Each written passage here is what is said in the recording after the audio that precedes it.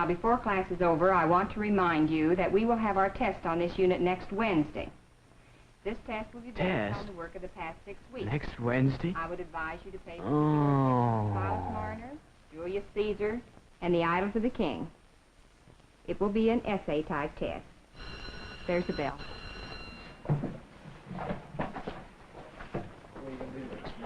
Fred, could I see you a moment, please?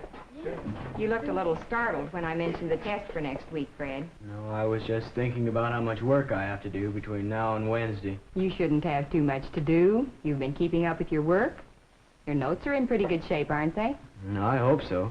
I can tell by your contributions in class that you've been understanding the material as we've gone along, haven't you? Yes, it's plain as day when you're talking about it in class.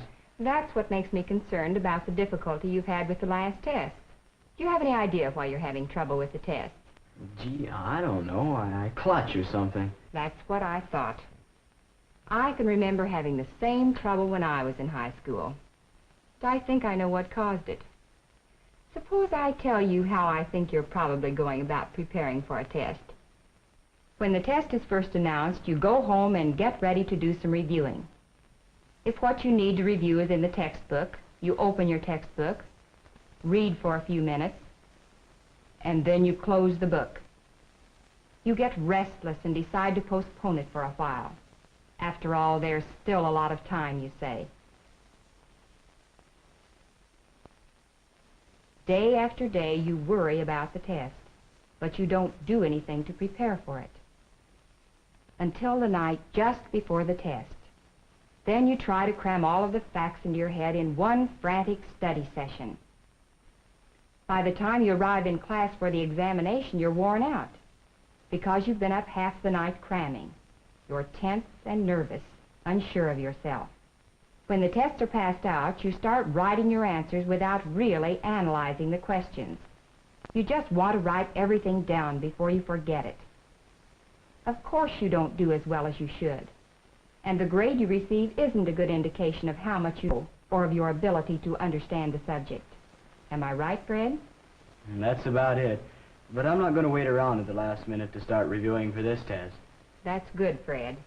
Now, let me tell you some things that will help you get ready for and take any test.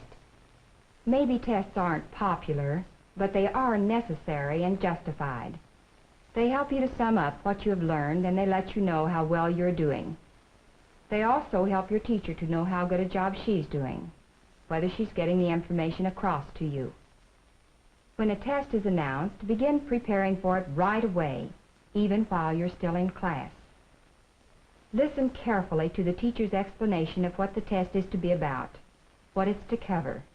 Write this down in your notebook for reference in your reviewing. Begin reviewing by checking your notes and textbooks for the important points that will be covered by the test. Organize those main points and ideas so you'll remember them. Make sure you've mastered any new words, terms, and formulas in the material. You may find it helpful to get together with a classmate and practice asking and answering questions that might be asked. If you start reviewing soon enough, you'll have time to build up your confidence, and you won't have to cram. You'll get the material sorted, filed, and organized. Last-minute cramming will do just the opposite. It takes time to learn, organize, and relate. Don't panic. Even if you are a bit nervous, just remember all the others feel the same way. If you've prepared for the test properly, you'll do all right. Bring the materials you'll need for the test, a pen or pencil, paper, and whatever else the teacher has announced will be necessary. When you receive your copy of the test, look it over carefully. What are you asked to do? What kind of test is it? If it's an essay test, be sure you understand what the question asks you to do. Watch for instructions such as discuss, list, define, and outline, and follow the instructions. Decide how much time you can give in answering each question and make yourself a timetable.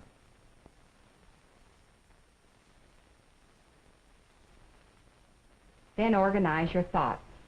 Think out and jot down the main points of each answer. Your answers count most, but don't forget that neatness, organization, spelling, and grammar also count on an essay test.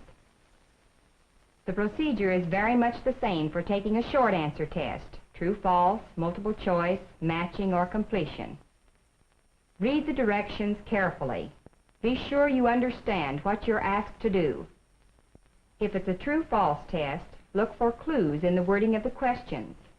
Watch out for words such as always, never, often, and usually. The teacher isn't trying to trick you, but those words will influence your answer. If it's a multiple choice test, weigh your answers carefully. Mark the choice that is the best answer. If a question stumps you, skip over it and come back to it later. Answer as many questions as you can as fast as you can. Then come back to the questions you skipped over the first time. The answer may come to you the second time. If you have any time left, check your answers and make sure you have answered every question to the best of your ability. A test is valuable to you and your teacher only when it reflects your knowledge of the material covered. It should be a true measure of your knowledge of the subject, not your nervousness. When you know how to prepare for and take a test, you can feel sure that what you hand in is a good measure of your knowledge and ability. Give it a try, Fred, and see if it doesn't result in an improvement. Well, I don't have much to lose.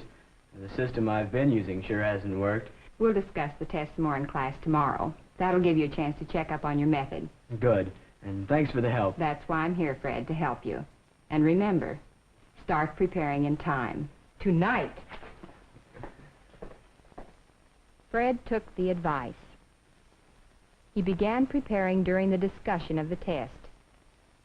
He listened carefully to the explanation of what the test would cover, what it would be about. Fred didn't panic as he reviewed for the test. He started in plenty of time to build his self-confidence, so he didn't have to cram. He used his notebooks, textbooks, and other reference materials to review the main points of the subject matter. He organized those important points and ideas carefully.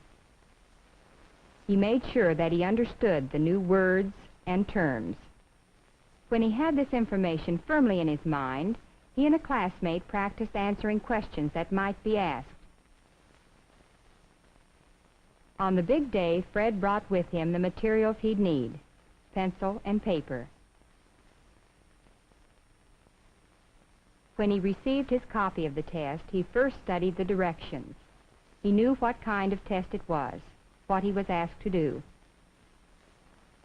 He decided how much time he could spend in answering each question, and then, before he wrote anything, he organized his ideas and made a rough outline.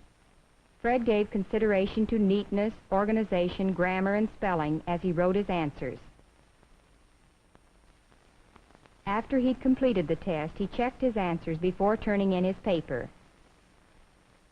And when he finished, he knew that he'd answered the questions to the best of his ability, and without the panic and confusion which had troubled him in the past.